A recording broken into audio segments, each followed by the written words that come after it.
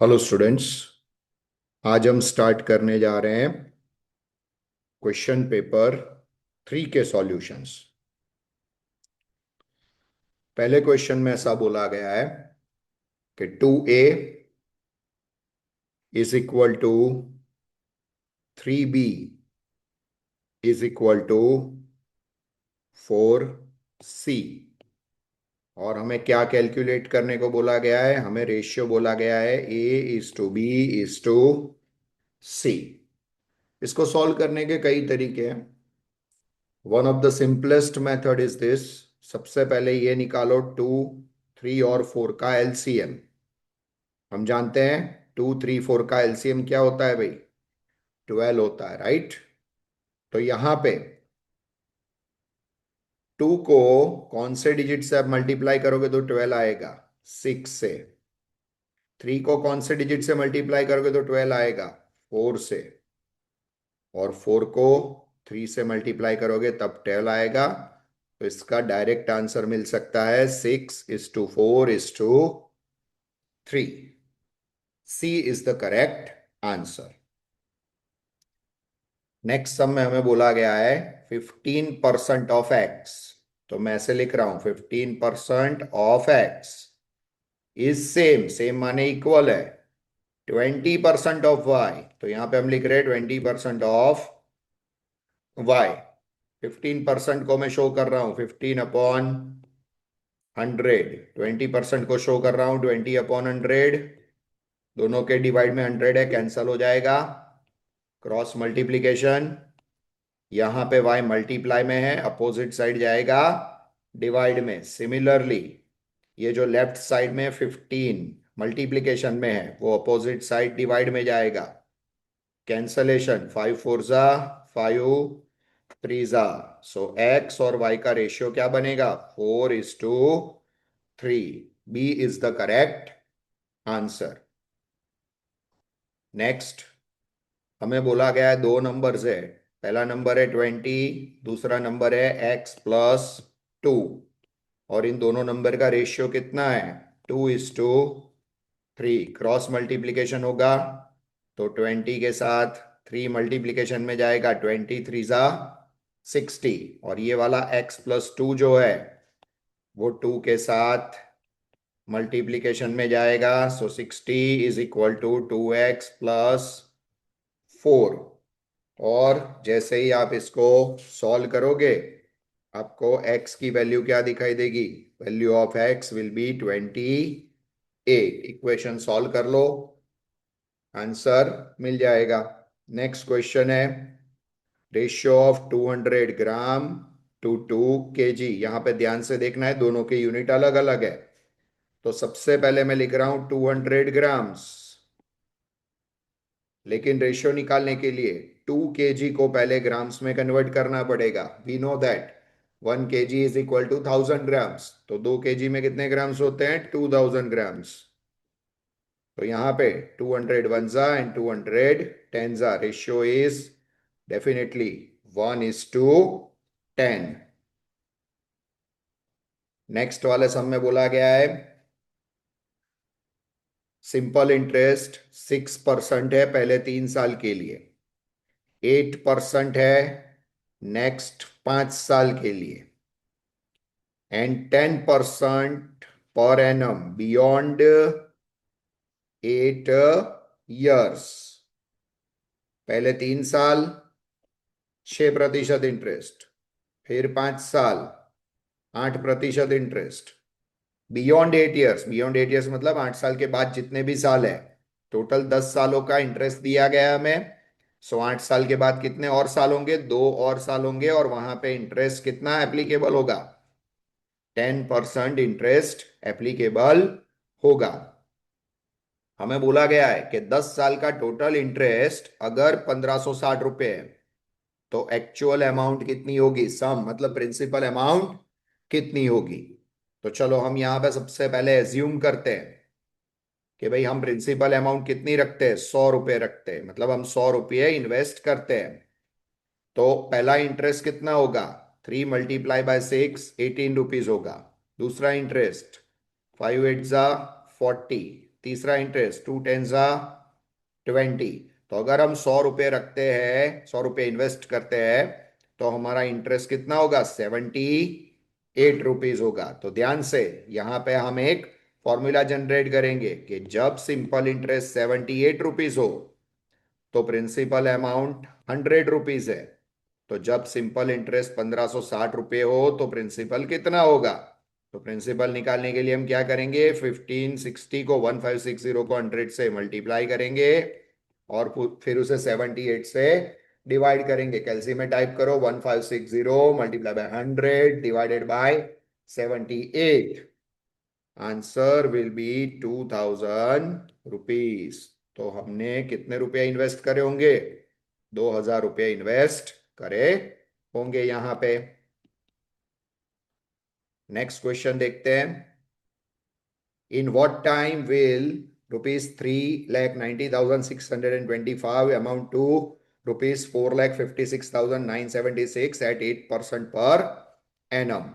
और इंफॉर्मेशन में दिया गया है कि भाई जो इंटरेस्ट है उसका कंपाउंडिंग करना है। कैसे करना है कंपाउंडिंग? सेमी एन्युअली कंपाउंडिंग करना है। तो हम फॉर्मूला यूज करेंगे कंपाउंडिंग के लिए। A is equal to P 1 + I/, M multiply by, यहां पे हम लिखेंगे M multiply by N। Amount हमें कितनी वापस मिल रही है? 456,976।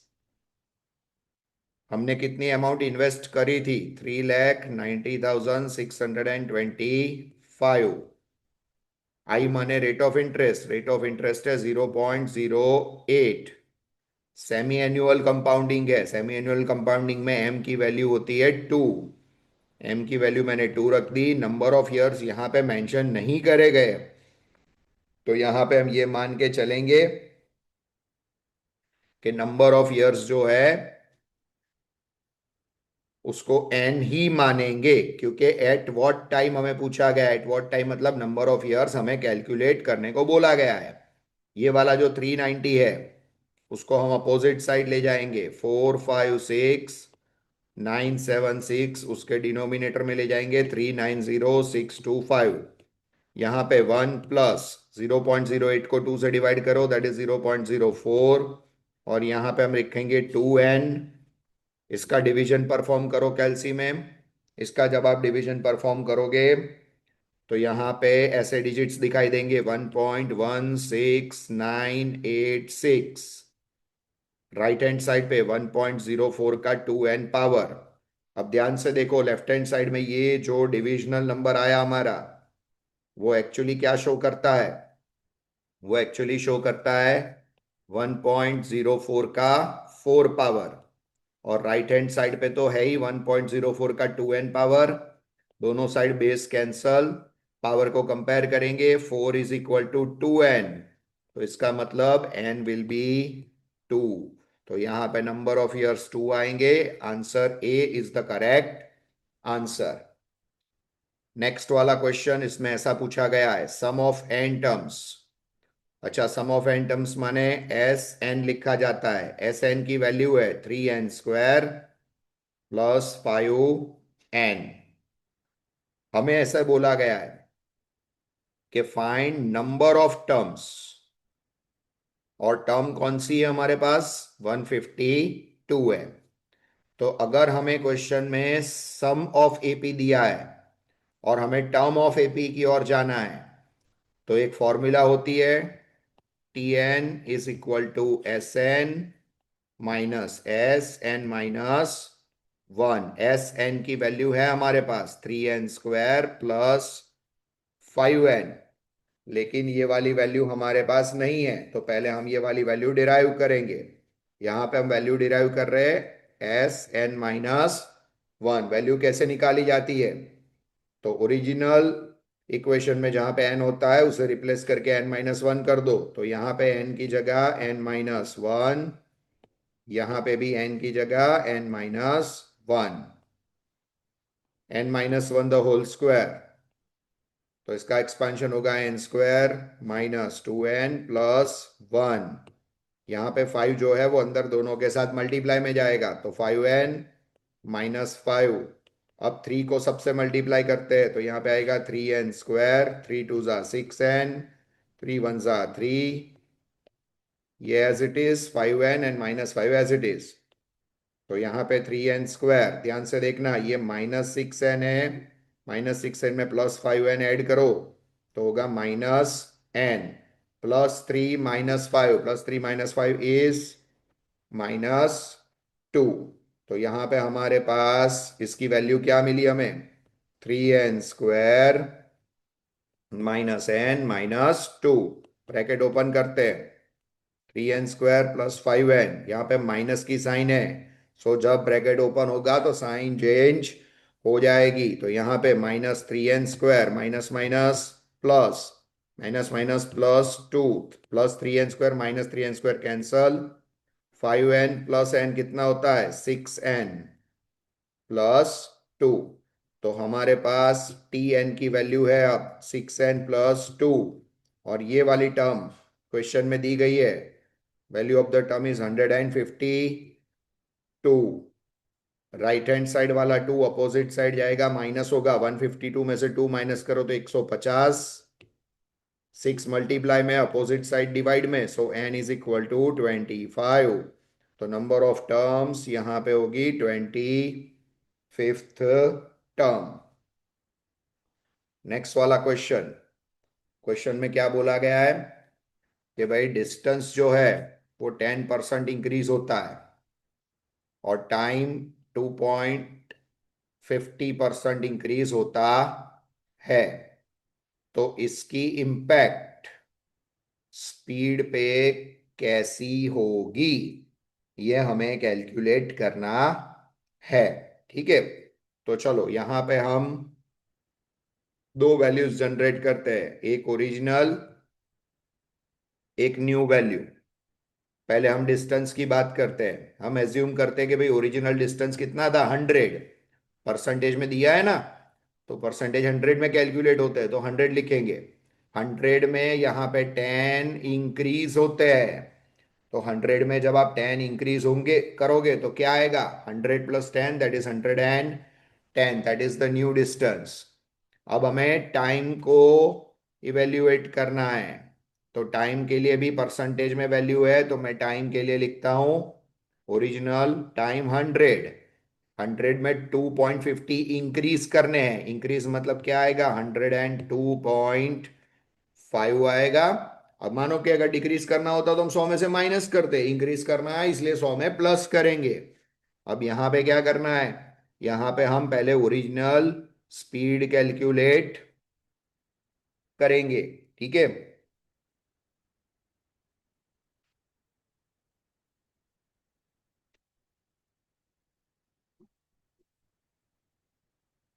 कैलकुलेशन करने के लिए आपके पास हाथ में कैलसी होना चाहिए।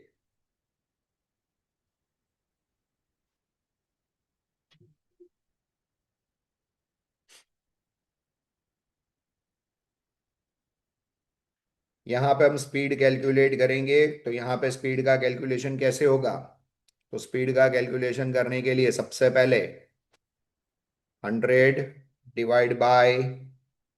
/ 100 लिखेंगे हम, 100 / 100 दैट इज 1। यहाँ पे 110 डिवाइडेड बाय 102.5, कैलसी में टाइप करो, 110 डिवाइडेड बाय 102.5। तो जब आप ये जनरेट करोगे तो यहाँ पे आएगा 1.0732, ये 4 डिजिट तक लिखना होता है। और हमें क्वेश्चन में क्या पूछा है, इम्पैक्ट ऑन स्पीड, मतलब स्पीड में पहले के मुकाबले कितना चेंज हुआ।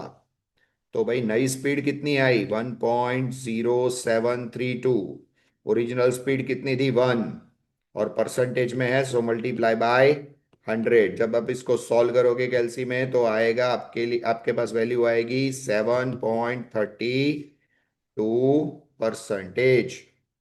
तो यहाँ पे हमारा आंसर पॉजिटिव है, पॉजिटिव है तो हम लिखेंगे इंक्रीज बाय 7.32%। अगर ये आंसर माइनस में आता तो हम लिखते डिक्रीज बाय 7.32%। परसेंट। अब जो क्वेश्चन है question number 9, that is little bit tricky question. यहां पे हमें पूछा क्या गया है, नंबर ऑफ सबसेट पूछे गए। तो सबसे पहले ये जो वर्ड है हमारा इलाहाबाद, राइट, इसमें एक्चुअली आप देखो कितने लेटर्स जनरेट होते हैं। तो सारे लेटर्स का मैं लिस्ट बनाता हूं। ए के बाद एल, फिर आता है एच, बी एंड डी। ध्यान से समझना, रिपीट होने वाले लेटर्स को सेट के अंदर नहीं लिखा जाता, सेट फॉर्म में रिपीट होने वाला लेटर या नंबर सिर्फ एक ही बार मेंशन किया जाता है। See, this is a set form. और हमें नंबर ऑफ सबसेट पूछा है, तो नंबर ऑफ सबसेट के लिए क्या फॉर्मूला है भाई? नंबर ऑफ सबसेट के लिए फॉर्मूला है 2 raise to n। 2 raise to कितने लेटर है, 1 2 3 4 और 5 लेटर जनरेट हो रहे हैं, so 2 raise to 5। How many subsets will be there? Answer is 32। Next वाले क्वेश्चन में बोला है identify the function form from the following. तो यहां पे अगर आप ध्यान से देखोगे तो 1 के लिए आंसर 2 है, 2 के लिए भी आंसर 2 है, 3 के लिए भी रेंज 2 है, 4 के लिए भी रेंज माने आंसर 2 है। सबका आंसर 2 है, it means it is a type of constant function. ये जो दो है, इन दोनों में हम पर्टिकुलरली किसी भी टाइप की कोई जो फॉर्मूला है या फिर कोई पैटर्न है उसको हम आइडेंटिफाई नहीं कर सकते, लेकिन यहां पे ये इजीली पैटर्न आइडेंटिफाई होती है, that's why it is the function. Next question में बोला गया है log 2 plus log 5। Remember the rule, जब लॉग में एडिशन हो तो यहां पे बेस मल्टीप्लाई होते हैं, सो log 2 5 10। तो लॉग तो ऑलरेडी लिखा ही हुआ है, आंसर इज 10। नेक्स्ट वाले क्वेश्चन को थियरी बेस से लिया गया है, logarithm of any two number two the same base. Any two number two the same base का मतलब होता है उसकी वैल्यू यूनिटी होती है। आगे पहले भी ऐसे क्वेश्चंस आए हैं कि log 5 base 5 अगर आप लिखो तो आंसर क्या होगा? Answer will be 1।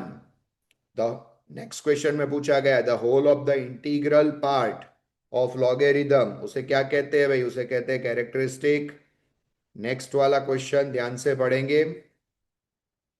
क्वेश्चन में बोला गया है कि number of ways in which a person can invite 4 friend selecting at least 1। ठीक है, टोटल कितने फ्रेंड्स है उसके वो नहीं बोला गया है। यहां पे आपको सिंपली इतनी बात बताई गई है कि उसे 4 फ्रेंड को इनवाइट करना है और उसमें से एटलीस्ट 1। तो जब भी इस तरीके से इंफॉर्मेशन हो एटलीस्ट 1, तो एटलीस्ट 1 के लिए फॉर्मूला होती है 2 n - 1। यहाँ पे 4 फ्रेंड को इनवाइट करना है, सो आंसर विल बी 15। नेक्स्ट वाला क्वेश्चन ध्यान से पढ़ो और समझो। एक एग्जामिनेशन है, 7 सब्जेक्ट है, पास होने के लिए कोई मिनिमम क्राइटेरिया रखा गया है। अब बताओ स्टूडेंट कितने तरीकों से फेल हो सकता है? तो स्टूडेंट के फेल होने के तरीके क्या होंगे? तो यहाँ पे वर्ड एप्लीकेबल होगा एटलीस्ट 1। फिर से एक बार, अगर स्टूडेंट एक भी सब्जेक्ट में फेल है तो फेल ही माना जाएगा। एटलीस्ट 1 का मतलब होता है एक में फेल हो तो भी फेल, 2 में फेल हो तो भी फेल, ऐसे करते करते 7 में फेल हो तो भी फेल। तो यहाँ पे एटलीस्ट 1 वाला क्राइटेरिया एप्लीकेबल होगा। Formula is same, 2 n - 1 2 to 7 - 1। Calci use करो, 2 to 7 - 1 क्या होगा? 2 to 7 होता है 128, उसमें से 1 माइनस कर दो, final answer has to be 127। Next वाले क्वेश्चन में बोला गया है टोटल 8 एग्जामिनेशन के पेपर्स हैं और 8 एग्जामिनेशन के पेपर में बेस्ट और वर्स्ट पेपर साथ में नहीं आना चाहिए, ऐसा बोला गया है। ध्यान से देखना, ये मैंने लिखा बेस्ट, ये मैंने लिखा वर्स्ट, बाकी कितने बचे? बाकी 6 पेपर्स बचे। अच्छा, 8 पेपर्स को अरेंज करने के तरीके, 8 फैक्टोरियल। तो 8 फैक्टोरियल जब आप कैलसी में गिनोगे तो वो आएगा 4032 0। अब यहां पे नॉट टुगेदर अरेंज करने को बोला है। नॉट टुगेदर का मतलब होता है पहले हमें उसे साथ में अरेंज करना पड़ेगा। तो पहले हम इसे साथ में अरेंज करते हैं। तो साथ में अरेंज करने के लिए जिसको साथ में अरेंज करना है उसके लिए 1 एज्यूम कर लेते हैं। ये 6, ये 1, 6 and 1 7 फैक्टोरियल। और ये वाले 1 यूनिट के अंदर दो और पेपर्स है, सो 2 फैक्टोरियल अगेन। कैलसी में टाइप करेंगे 7 factorial multiply by 2 factorial. 7 factorial सबको याद होगा, 7 से लेके 1 तक का मल्टीप्लीकेशन। 2 फैक्टोरियल माने 2 से लेके 1 तक का मल्टीप्लीकेशन। तो टूगेदर के लिए वैल्यू आएगी 10080। ये हमने इसे टूगेदर अरेंज किया, लेकिन क्वेश्चन टूगेदर नहीं है, क्वेश्चन है नेवर टूगेदर। तो नेवर टूगेदर निकालने के लिए हम क्या करेंगे, हमारे जो भी टोटल परम्यूटेशन है उसमें से टूगेदर वाले परम्यूटेशन को माइनस कर दिया जाएगा। कैलसी में टाइप करो 40320 minus 10080। That will give you your actual final answer 30240। आपको क्वेश्चन ध्यान से समझना है। आपको सिर्फ इतना बोला है कि भाई 8 पेपर को अरेंज करो, तो ये आंसर होता। आपको बोला होता टुगेदर अरेंज करो तो ये आंसर होता, लेकिन पूछा है नेवर टुगेदर, साथ में अरेंज नहीं करना है। नेक्स्ट वाला क्वेश्चन, यहां पे इक्वेशन दी गई है हमें। तो जब भी आपको क्वाड्रेटिक इक्वेशन दी जाए तो उसको कंपेयर करना होता है ax² plus bx plus c is equal to 0 के साथ। x² के साथ जो भी कोफिशिएंट होता है वो a होता है। यहाँ पे x² के साथ कुछ भी नहीं है तो 1 तो होगा ही। सो a इज इक्वल टू 1। फिर x के साथ जो भी होता है वो b होता है, तो यहाँ पे x के साथ क्या है -3, तो b की वैल्यू होगी -3। कांस्टेंट टर्म अवेलेबल नहीं है, सो c की वैल्यू होगी 0। क्वेश्चन में पूछा है sum of the roots. Sum of the roots के लिए क्या फॉर्मूला है, सम ऑफ द रूट्स के लिए फॉर्मूला है -b/a। तो माइनस की साइन, b की वैल्यू है -3 और a की वैल्यू है 1। Minus minus plus 3/1 is 3। Correct answer will B D. Next question similar, इसे हम कंपेयर करेंगे ax² plus bx plus c के साथ। तो a की वैल्यू आएगी 5, b की वैल्यू भी आएगी 5 और c की वैल्यू आएगी 2। सम ऑफ रूट्स यहाँ पे भी पूछा है, तो सम ऑफ रूट्स की फॉर्मूला वही रहेगी -b/a। माइनस b की वैल्यू भी 5 है और a की वैल्यू भी 5 है, सो answer will be -1। That is the correct answer. Next वाले क्वेश्चन में यहाँ पे छोटी मोटी प्रिंटिंग मिस्टेक है। यहाँ पे dx/dy नहीं है, यहाँ पे पूछा गया है dy/dx। तो हम इसको सॉल्व करेंगे। dy/dx निकालने के लिए शॉर्टेस्ट पैटर्न जो ऑलरेडी हमने पहले सीख ली है। तो यहाँ पे मैं आपको शॉर्टकट सिखा रहा हूं। जब भी इस तरीके से आपको कोई भी टर्म, ये जो टर्म है 2x+3, इसका पावर दिखाई दे तो उसका डेरिवेटिव कैसे निकालते हैं, dy/dx कैसे निकालते हैं, याद करवा दूं। पहले ये जो पावर है वो कोफिशिएंट बनेगा, फिर बेस लिखा जाएगा 2x+3। पावर में से 1 सब्ट्रैक्ट करो, ओरिजिनल पावर 4 था, 4 में से 1 सब्ट्रैक्ट करोगे तो 3 पावर आएगा। आएगा, अभी खत्म नहीं हुआ है, ध्यान से देखो। अब ब्रैकेट में जो टर्म है उसका डेरिवेटिव लिखना है। 2x का डेरिवेटिव क्या होगा, 2 होगा। और 3 डिजिट है, ओनली नंबर या कांस्टेंट डिजिट हो तो उसका होता है 0। सो यहाँ पे 2x+3 उसका डेरिवेटिव आ गया 2। अब यहाँ पे मल्टीप्लीकेशन करेंगे, 4 2 8 और यहाँ पे 2x+3 इसका 3 पावर। तो यहाँ पे हमारा फाइनल आंसर होगा बी। नेक्स्ट वाला सम भी डेरिवेटिव शो करता है, ध्यान से। हमें क्या पूछा गया है, dy/dx पूछा गया है। x और y जब दो सेपरेट टर्म दी गई हो तो सबसे पहले न्यूमरेटर में dy/dt लिखा जाता है और डिनोमिनेटर में dx/dt का कैलकुलेशन लिखा जाता है। तो सबसे पहले हम इसका डेरिवेटिव लिखेंगे। न्यूमरेटर में टी स्क्वायर का डेरिवेटिव होता है 2t और 5 का डेरिवेटिव होता है 0। तो न्यूमरेटर का काम हो गया, अब डिनोमिनेटर की बारी, इसका डेरिवेटिव करना है। तो यहाँ पे 2t का डेरिवेटिव होगा 2, again 5 is a digit, number का डेरिवेटिव 0 होता है। तो dx अपॉन dt भी मिल गया। अब इसका cancellation, final answer will be t। A is the correct answer. Next वाले क्वेश्चन में, the dash of table is the space meant for the row heading.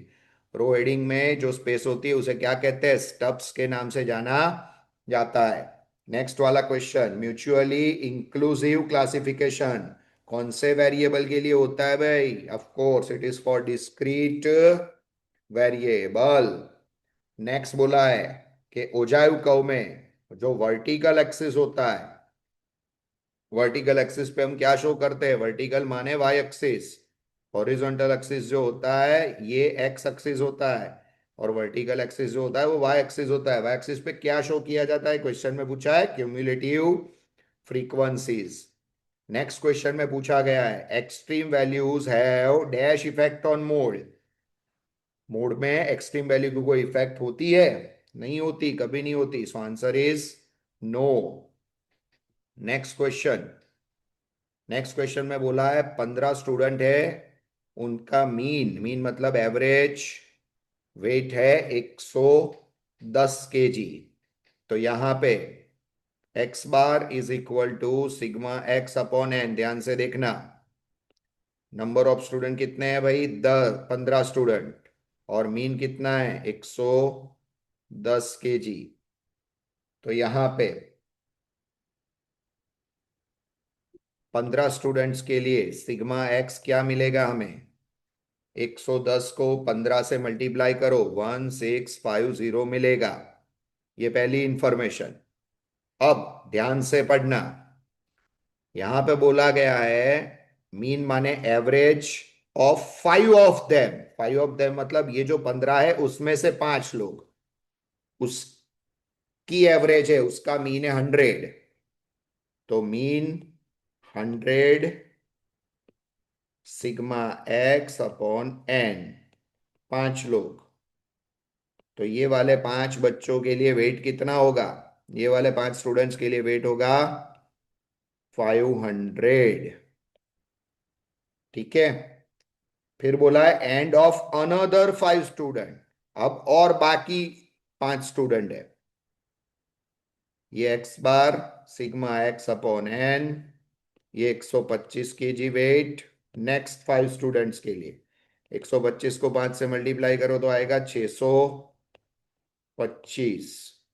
और हमें क्वेश्चन में क्या बोला गया है? The mean weight of remaining students.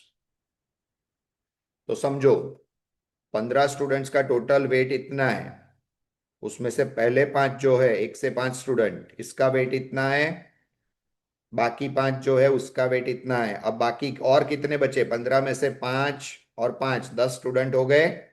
जो आखिरी 5 बचे उनके वेट का टोटल कैसे निकालेंगे? तो 1650 में से 500 और 625 हम माइनस करेंगे, मतलब 1650 में से हम 1125 माइनस करेंगे, तो बाकी बचे हुए 5 स्टूडेंट्स का टोटल वेट होगा 525 किलोग्राम। और बाकी बचे हुए के लिए एवरेज क्या निकलेगी? Sigma X upon N. बाकी कितने स्टूडेंट्स बचे? 5, और उनका टोटल वेट कितना निकला भाई? 525। 525 को 5 से डिवाइड कर लो कैलसी में, तो जो आखिरी 5 स्टूडेंट बचे हैं उनका एवरेज वेट होगा 105 किलोग्राम। नेक्स्ट वाला क्वेश्चन ध्यान से पढ़ते हैं। नेक्स्ट वाला क्वेश्चन, नेक्स्ट वाले क्वेश्चन में इंफॉर्मेशन दी गई है कि भाई एक इंसान है, वो 5 रुपये के एग्स खरीदता है 10 अलग अलग मार्केट से। ठीक है। यहाँ पे रुपीज में रेट दिया गया है, एंड रिमेंबर द रूल, जब रुपीज में रेट दिया गया हो तो कौन सी एवरेज सूटेबल मानी जाती है? Answer is harmonic mean, that is the correct answer. Next वाला क्वेश्चन एकदम ऑब्वियस है, हमें मोड पूछा गया है।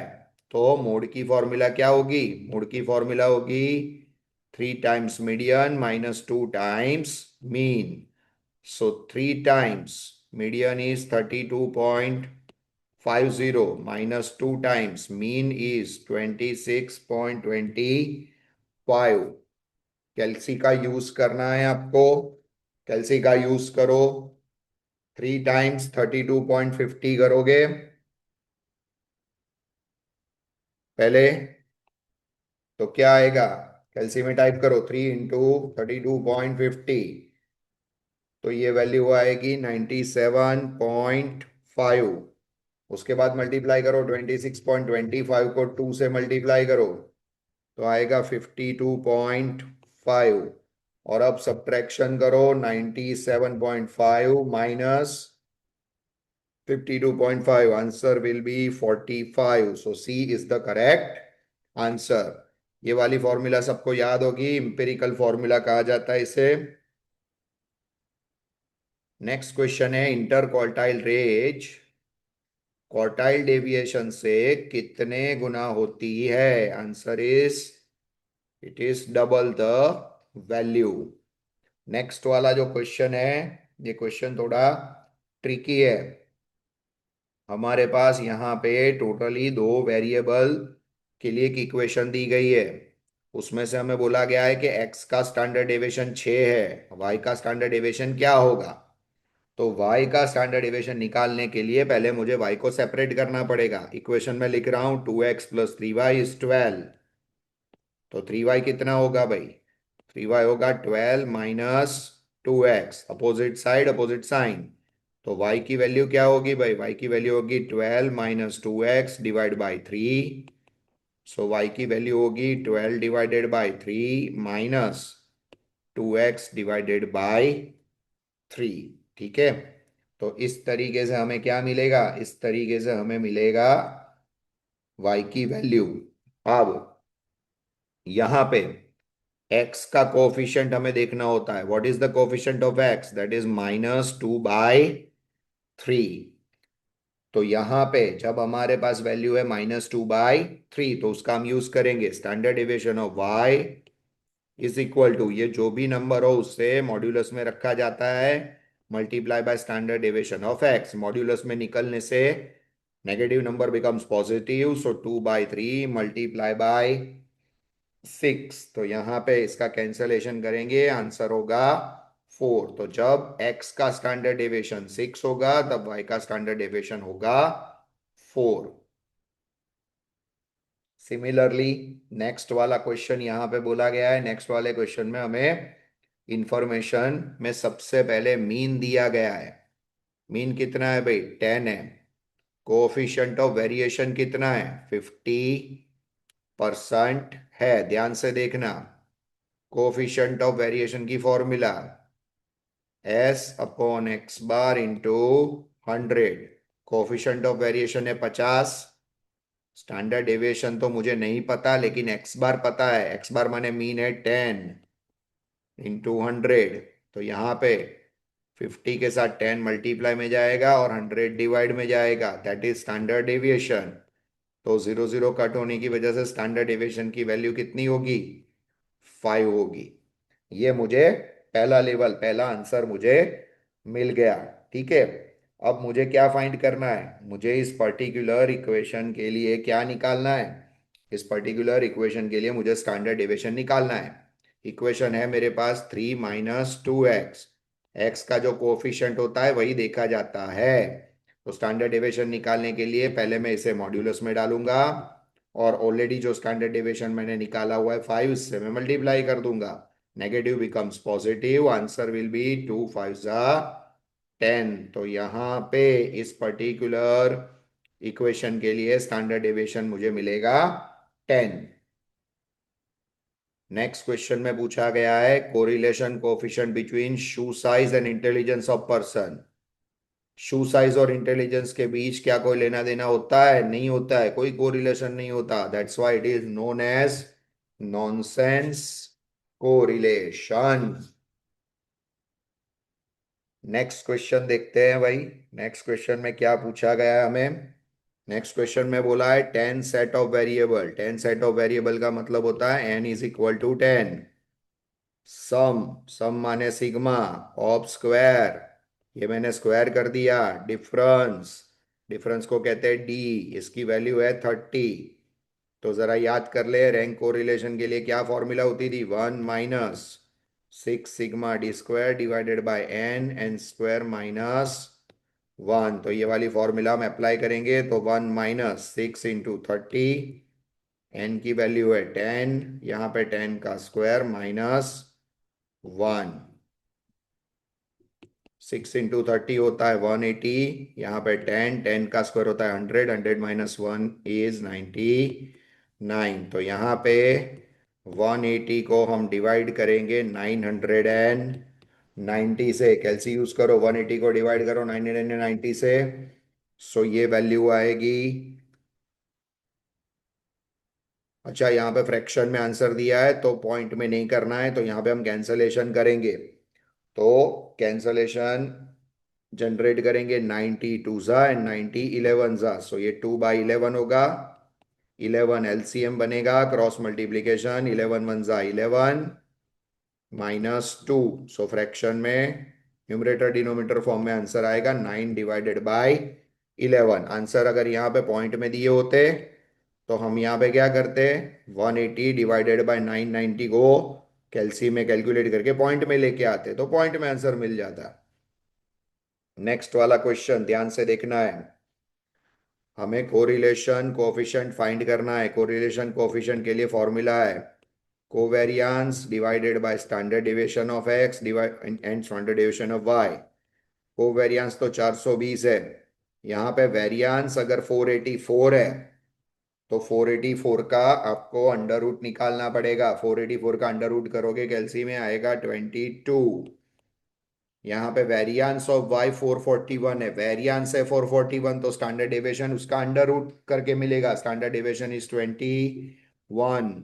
तो यहाँ पे 420 एज इट इज, 22 को 21 से मल्टीप्लाई करो, 22 को 21 से मल्टीप्लाई करो, 22 multiply by 21 that gives you 462।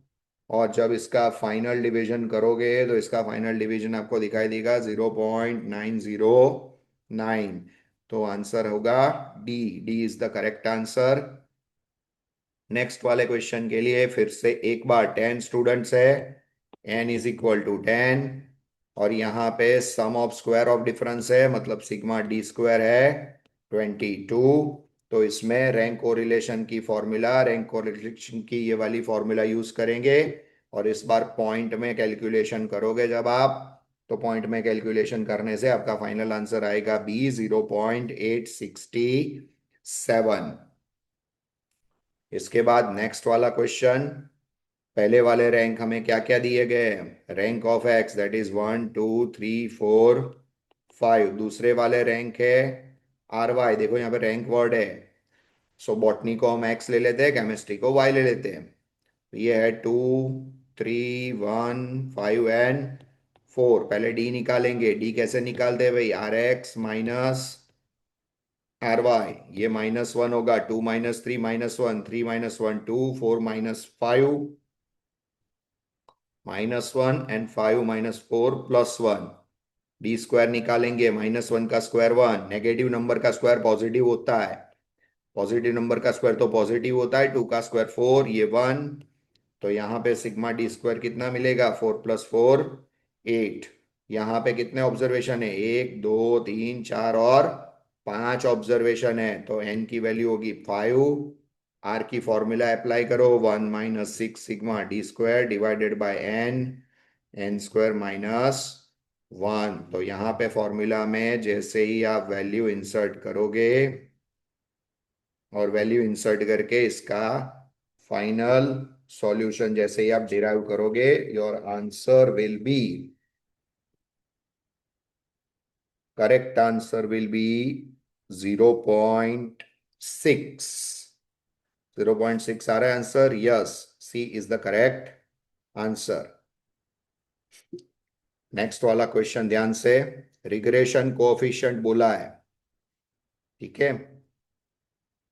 तो भाई रिग्रेशन कोएफिशिएंट्स जो होते हैं, रिग्रेशन कोएफिशिएंट्स क्या होते हैं, बी वाई एक्स होते हैं और बी एक्स वाई होते हैं, और हमें आर कैलकुलेट करने को बोला गया है। तो पहला रिग्रेशन कोएफिशिएंट है -1/3, दूसरा कोएफिशिएंट है -3/4, 3 कट, यहाँ पे माइनस माइनस प्लस, न्यूमरेटर में 1 बचा, डिनोमिनेटर में 4 बचा। अब यहाँ पे अंडर रूट, 1 का अंडर रूट होगा 1, और अपॉन में जो 4 है उसका अंडर रूट होगा 2। 1/2 इज द आंसर, लेकिन साइन इज इंपॉर्टेंट। यहाँ पे दोनों रिग्रेशन कोएफिशिएंट्स की साइन नेगेटिव है, तो आर की साइन भी होगी नेगेटिव। आंसर होगा सी। रिमेंबर द रूल, पहले भी आ चुका है, B Y X, B X Y and R, इन तीनों की साइन सेम होती है। अगर ये दोनों पॉजिटिव होते क्वेश्चन में दी हुई वैल्यू, तो आंसर की साइन भी पॉजिटिव होती है। यहाँ पे क्वेश्चन में दी गई दोनों वैल्यूज की साइन नेगेटिव है, इसीलिए आंसर की साइन भी क्या होगी, नेगेटिव रहेगी। नेक्स्ट वाला क्वेश्चन पूछा गया है हमें हमें दो रिग्रेशन लाइन के बारे में बताया गया है। ऐसी दो रिग्रेशन लाइन है और हमें इसकी मीन वैल्यू कैलकुलेट करनी है। तो इसकी मीन वैल्यू कैलकुलेट करने के लिए हम क्या करेंगे, तो मीन वैल्यू कैलकुलेट करने के लिए दो तरीके है यहाँ पे। पहला तरीका, हम एलिमिनेशन मेथड यूज करें, या फिर दूसरा तरीका, हम ये जो वैल्यूज हमें दी गई है ABCD, एक एक करके ये सारी वैल्यूज क्या करें, हम कोई भी एक इक्वेशन में पुट करके देख सकते हैं। मैं एक इक्वेशन यहाँ पे ये ले रहा हूँ, 0.x + 0.28y = 3.56। ठीक है, लेफ्ट हैंड साइड से हमेशा शुरू करते हैं। तो लेफ्ट हैंड साइड में x की वैल्यू में रख रहा हूँ 1.78, ये 0.28, और y की वैल्यू 1.495। मैं इसको सॉल्व करूंगा। यहाँ पे सॉल्व करके मुझे देखना है, कैलसी में टाइप करो, 0.28 को मल्टीप्लाई करो 1.495 से, तो मल्टीप्लाई करोगे तो कितना आएगा, 0.4186 आएगा। 0.4186 में ऐड करो 1.78, तो ये वैल्यू तो आ रही है भाई 2.1986, मतलब 3.56 तो नहीं आ रहा है, मतलब ए आंसर नहीं हो सकता। इसी तरीके से अगर आप बी की वैल्यूज रख के देखोगे तो भी आंसर नहीं आएगा। सी की वैल्यू रखोगे, तो चलो सी वाले ऑप्शन की वैल्यू हम इंसर्ट करते हैं। एक्स की वैल्यू है 3 और वाई की वैल्यू है 2। ये वाला 3 एज इट इज, इसका मल्टीप्लीकेशन 0.56, तो ये देखो 3.56 एग्जैक्ट मैच हो गया। दोनों, पहली दोनों वैल्यू से आंसर मैच नहीं हो रहा था, तीसरी वैल्यू से आंसर मैच हो रहा है, सो C is the correct answer. इस तरीके से हम ट्रायल एंड एरर से भी कर सकते हैं, या फिर आप इन दोनों इक्वेशन का एलिमिनेशन मेथड यूज करो, एलिमिनेशन से भी आपको आंसर मिल सकता है। Both are equally valid. Next question में बोला है नॉन लीप ईयर है भाई। नॉन लीप ईयर मतलब 355 दिन। तो 355 दिन के लिए हम, सॉरी 365 दिन के लिए हम सोचेंगे, 365 डेज के लिए हम जानते हैं हर एक साल में 52 कंप्लीट वीक्स होते हैं। तो कैलसी में टाइप करो 52 मल्टीप्लाई बाय 7, मतलब 364 डेज तो कंप्लीट वीक से बनेंगे हर एक साल में। 365 साल वाला दिन है तो एक एक्स्ट्रा दिन होगा, 1 दिन एक्स्ट्रा। ये एक्स्ट्रा दिन कौन सा हो सकता है, ये एक्स्ट्रा दिन हो सकता है Sunday, Monday, Tuesday, Wednesday, Thursday, Friday, Saturday. Total option 7 है हमारे पास। क्वेश्चन में बोला है संडे, ट्यूसडे और थर्सडे के लिए चेक करो, Sunday, Tuesday and Thursday, 3 options are there, so answer will be 3 ÷ 7, that is the correct answer. Next वाला क्वेश्चन देखते हैं भाई। नेक्स्ट वाले क्वेश्चन में क्या पूछा है, नेक्स्ट वाले क्वेश्चन में पूछा है find the probability of getting sum of points exactly 10 in a single throw of dice। ठीक है, सम बोला है, sum of points. Sum of points मतलब कहना ये चाहते हैं कि डाइस हमें 2 बार थ्रो करना है, तो जब हम डाइस दो बार थ्रो करते हैं तो हम जानते हैं 1 1 1 2 1 3 1 4 1 5 1 6, और इस तरीके से आखिरी लाइन होगी 6 1 6 2, वहां से जाते हुए 6 6 तक लाइन होगी। मतलब टोटल ऑप्शंस कितने होंगे भाई हमारे पास? 36 होंगे। सम एग्जैक्टली 10 होना चाहिए। तो सम एग्जैक्टली 10 कितनी बार हो सकता है? तो 5 5 से हो सकता है, 4 6 से हो सकता है, और 6 4 से हो सकता है। ये तीन ऑप्शन से एग्जैक्ट टोटल 10 होगा। एग्जैक्ट 10 होने के लिए तीन option, so 3/36। After cancellation answer is 1/12। Next वाले क्वेश्चन में हमें पूछा गया है कि मिस्टर ए सच बोले, उसके चांस है 0.4, और बी सच बोले, उसके चांस है 0.6। ए के सच बोलने की प्रोबेबिलिटी है 0.4, और बी के लिए सच बोलने की प्रोबेबिलिटी है 0.6। तो इसका मतलब ए की झूठ बोलने की प्रोबेबिलिटी क्या होगी? 1 में से 0.4 माइनस करो तो आएगा 0.6, और बी झूठ बोले उसकी प्रोबेबिलिटी क्या होगी? 1 में से 0.6 माइनस करो तो आएगा 0.4। अब क्वेश्चन में बोला है दे विल कॉन्ट्राडिक्ट। कॉन्ट्राडिक्शन की प्रोबेबिलिटी ढूंढनी है। कॉन्ट्राडिक्शन मतलब क्या? जब ए सच बोलेगा तब बी झूठ बोलेगा, दोनों अपोजिट बोलेंगे तो कॉन्ट्राडिक्शन होगा। और माने प्लस हो तो ये भी सकता है कि जब ए झूठ बोले तब बी सच बोले, दोनों अपोजिट बोल रहे हैं तो इसमें भी कॉन्ट्राडिक्शन हो सकता है।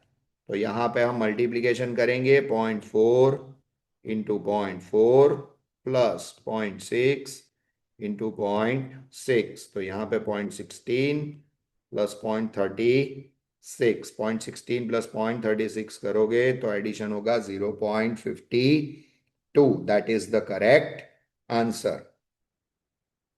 नेक्स्ट वाला क्वेश्चन जो है वो थोड़ा ट्रिकी है, ठीक है? ध्यान से समझना। हमें बोला गया है कि probability of error in statement.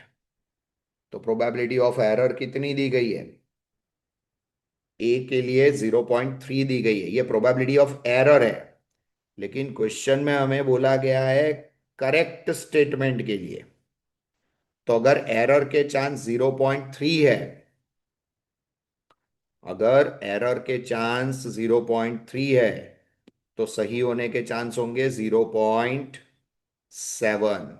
ठीक है? 1 में से 0.3 माइनस किया, फिर से एक बार सेम लॉजिक, सेंटेंस तो वही है, एरर के प्रोबेबिलिटी है। बी और सी के एरर की प्रोबेबिलिटी है 0.4 एंड 0.45, तो बी के एरर की प्रोबेबिलिटी 0.4 है, तो सही होने के चांस होंगे 1 माइनस 0.4 दैट इज 0.6। और सी के लिए सही होने के चांस क्या होंगे? तो 1 minus 0.45 that is 0.55। Number of statements लिखे हैं। ए के लिए 20, यहाँ पे 10, यहाँ पे 40। एक्सपेक्टेड नंबर बोला है, एक्सपेक्टेड नंबर मतलब x into P of x वाला कॉलम प्रिपेयर करेंगे। तो यहाँ पे कैलसी में हम टाइप करेंगे, इन दोनों को मल्टीप्लाई करेंगे, ये होगा 14, 10 इंटू 0.6 होगा 6, और 0.55 को 40 से मल्टीप्लाई करो तो आएगा 22। फाइनल आंसर इन सब का total 42, that is the expected value of correct statements. अगर मानो कि यहाँ पे इनकरेक्ट स्टेटमेंट बोला होता, तो इनकरेक्ट स्टेटमेंट की बात करी होती तो हम ये जो प्रोबेबिलिटी है वही यूज करते हैं, एरर वाली प्रोबेबिलिटी यूज करते हैं।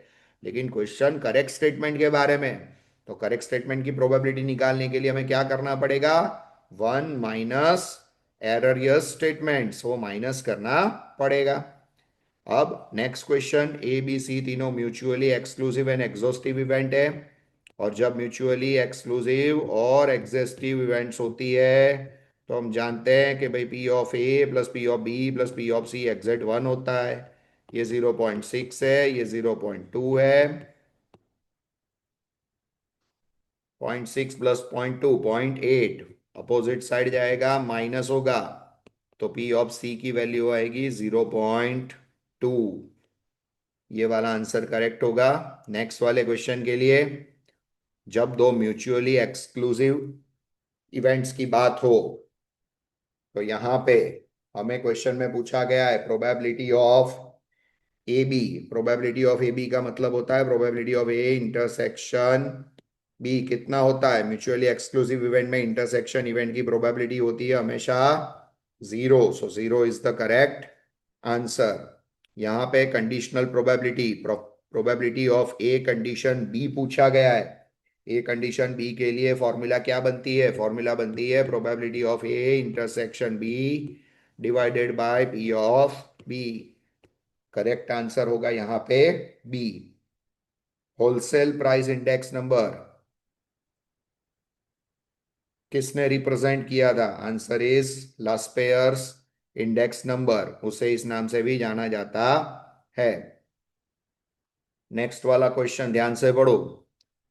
2004 को बेस ईयर मानना है और 2008 में वैल्यू है 225। तो क्वेश्चन में पूछा गया है कि ये क्या रिप्रेजेंट करता है। तो नया इंडेक्स नंबर है 225 और पुराना था 100। तो पुराने के मुकाबले नए में कितना इंक्रीज हुआ, 125% इंक्रीज होता हुआ दिखाई दे रहा है। नेक्स्ट क्वेश्चन, यहां पे चेन वैल्यूज की बात करी गई है, ध्यान से देखो। 1970 में इंडेक्स नंबर कितना होता था, 200 होता था। और 1965 का इंडेक्स नंबर कितना होता था, 150 होता था। 1970 के लिए बेस ईयर था 1965 और 1965 के लिए बेस ईयर है 1960। और क्वेश्चन में हमें क्या पूछा गया है, क्वेश्चन में हमें पूछा गया है कि यहाँ पे आपको क्या कैलकुलेट करना है। यहाँ पे आपको 1970 के लिए इंडेक्स नंबर कैलकुलेट करना है और बेस क्या होना चाहिए, बेस होना चाहिए 1960। तो इसको कैसे कैलकुलेट करा जाएगा, तो इसको कैलकुलेट करने के लिए सिंपल सा तरीका, नए दोनों इंडेक्स नंबर को मल्टीप्लाई करो और उससे बेस ईयर के इंडेक्स नंबर 100 से डिवाइड कर दो। तो ये कैंसलेशन हो गया। तो बेस ईयर 1960, बेस ईयर 1960 को देखते हुए अभी करंटली 1970 का इंडेक्स नंबर कितना माना जाएगा, 300 माना जाएगा। फिशर्स इंडेक्स नंबर क्या रिप्रेजेंट करता है, लास्पेयर और पाशे का अंडर रूट होता है ना ये।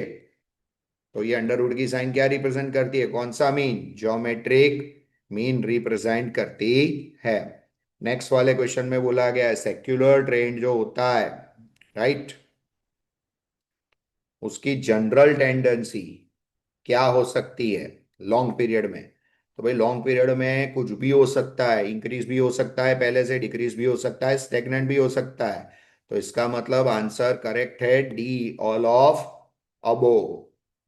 और आखिरी क्वेश्चन ध्यान से पढ़ते हैं, long term increase in the sale of TV set, ये कौन सा कंपोनेंट शो करता है, लॉन्ग टर्म माने सेक्युलर ट्रेंड वाला कंपोनेंट शो कर रहा है।